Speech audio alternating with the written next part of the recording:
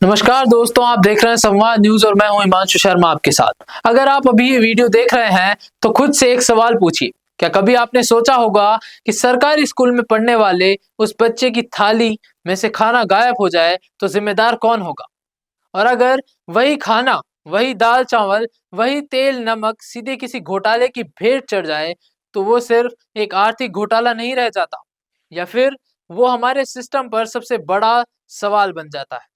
साथियों, आज राजस्थान की राजनीति में ऐसा ही एक मामला सामने आया है जिसने पूरे प्रदेश को हिला कर रख दिया। एक तरफ आज राजस्थान में भाजपा की भजन लाल सरकार है और दूसरी तरफ पिछली कांग्रेस सरकार के कार्यकाल की परतें एक एक करके खुलती जा रही है। आज एक न्यूज रिपोर्ट और एसीबी की कार्रवाई के बाद जो सच सामने आया है वो करीब 2000 करोड़ रुपए का मिड डे मील घोटाला है। जी हाँ, अब आप सोच रहे होंगे कि मिड डे मील घोटाला आखिर कब हुआ और कैसे हुआ।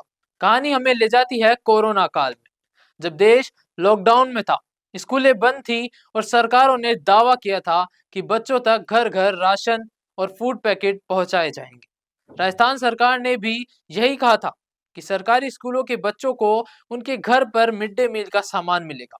इस जिम्मेदारी को Rajasthan state cooperative consumer federation यानी कॉन्फेड का सौंपा गया। दावा किया गया कि दाल, तेल, मसाले और जरूरी खाद्य सामग्री के लाखों पैकेट तैयार करके बच्चों तक पहुंचाए गए। लेकिन सच्चाई क्या थी? सच्चाई ये कि जिन पैकेट्स की बात की गई उनमें से ज्यादातर पैकेट्स कभी बच्चों तक पहुंचे ही नहीं। अब जब भजनलाल सरकार आई तो 2023 में एंटी करप्शन ब्यूरो को जांच के आदेश दिए गए और जांच में जो सामने आया वो चौंकाने वाला है। करीब 2000 करोड़ रुपए की धोखाधड़ी का अनुमान लगाया जा रहा है। ये पैसा सीधा सीधा सरकारी खजाने से निकला और उस खाने का था जो गरीब बच्चों के हिस्से का था। इस पूरे खेल में सिर्फ अधिकारी ही नहीं बल्कि उस वक्त के बड़े नेता और शिक्षा विभाग से जुड़े लोग भी सवाल के घेरे में है।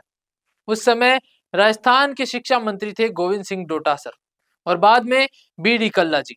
अब सवाल ये उठता है कि क्या इतने बड़े घोटाले से मंत्री अनजान थे या फिर सब जानबूझकर होने दिया गया? जांच में सामने आया है कि कुछ निजी कंपनियों को फायदा पहुंचाने के लिए नियम बदल दिए गए, टेंडर प्रक्रिया को कमजोर किया गया और योग्य कंपनियों को बाहर कर दिया गया। तिरुपति सप्लायर्स, जगत एंटरप्राइजेस, एमटी एंटरप्राइजेस और साइन ट्रेडिंग जैसी कंपनियों के नाम सामने आए हैं, जिन पर आरोप है कि इन्होंने असली सप्लाई किए बिना सिर्फ बिलिंग की।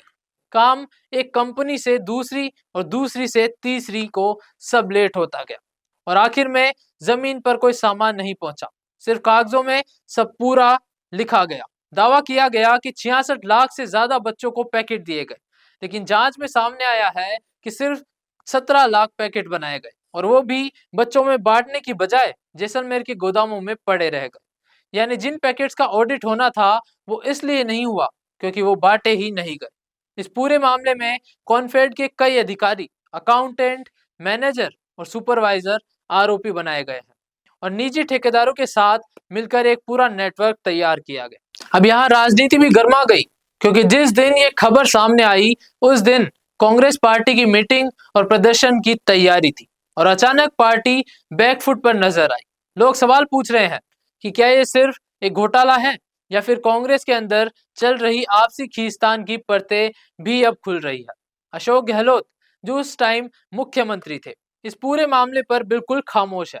ना कोई बयान, ना कोई सफाई, जबकि ये घोटाला उनके ही कार्यकाल में हुआ था। अगर पीछे देखें तो 2018 से 2023 के बीच राजस्थान में एक के बाद एक घोटालों को आरोप लगे, चाहे वो जल जीवन मिशन हो, खनन घोटाला हो, अन्नपूर्णा फूड पैकेट योजना हो या ऊर्जा क्षेत्र में भारी खर्च। इन सब का नतीजा ये हुआ कि राजस्थान पर कर्ज का बोझ तेजी से बढ़ा। 2018 में जहां राज्य पर करीब 81,000 करोड़ का कर्ज था, वहीं 2023 तक ये आंकड़ा 5 लाख करोड़ से ज्यादा पहुंच गया। मतलब हर राजस्थान वासी पर हजारों रुपए का कर्ज। आज की सरकार उस कर्ज का ब्याज भरने में ही हर साल करीब 25,000 करोड़ रुपए खर्च कर रही है। वो पैसा स्कूल, अस्पताल और सड़कों पर लग सकता था, लेकिन सबसे बड़ा सवाल आज भी वही है कि बच्चों के हिस्से का खाना कौन खा गया। मिड डे मील योजना सिर्फ एक सरकारी स्कीम नहीं है, ये गरीब बच्चों के पोषण और भविष्य से जुड़ी योजना है। जब उस योजना में घोटाला होता है तो वो सिर्फ पैसे की चोरी नहीं होती, वो बच्चों के भविष्य की चोरी होती है। भजनलाल सरकार का कहना है कि जांच अभी जारी है, गिरफ्तारियां होंगी और चाहे अधिकारी हो या नेता, कोई भी बचेगा नहीं। ये कहानी यहीं खत्म नहीं होती। आने वाले दिनों में और बड़े नाम सामने आ सकते हैं और अगर दूसरी एजेंसियों की एंट्री होती है तो घोटाले का दायरा और बढ़ सकता है। अब सवाल आपसे है, क्या बच्चों के निवाले पर डाका डालने वाले को माफ किया जाना चाहिए या फिर उसे सख्त सजा मिलनी चाहिए? अपनी राय कमेंट बॉक्स में लिखिए। और अगर आपको लगता है कि सच सामने आना चाहिए तो इस वीडियो को ज्यादा से ज्यादा शेयर कीजिए, क्योंकि ये मामला राजनीति से बड़ा है। ये हमारे बच्चों और हमारे भविष्य का मामला है। जय हिंद। भारत का सबसे तेजी से बढ़ता हुआ डिजिटल न्यूज चैनल, जिसका परिवार 4,17,000 लोगों से भी ज्यादा बढ़ रहा है, वो संवाद न्यूज चाहता है हर जिले और हर राज्य में मीडिया पार्टनर्स। तो अगर आप बनना चाहते हैं संवाद न्यूज के पार्टनर्स, तो कांटेक्ट करें नीचे दिए गए नंबर्स पर। इसके अलावा अगर आप वीडियो एडिटर बनना चाहते हैं या फिर न्यूज इंडस्ट्री में बतौर इंटर्न सब सीखना चाहते हैं, तो संवाद न्यूज के जयपुर हेड ऑफिस में काम करने के लिए संपर्क करें स्क्रीन पर दिए गए नंबर पर।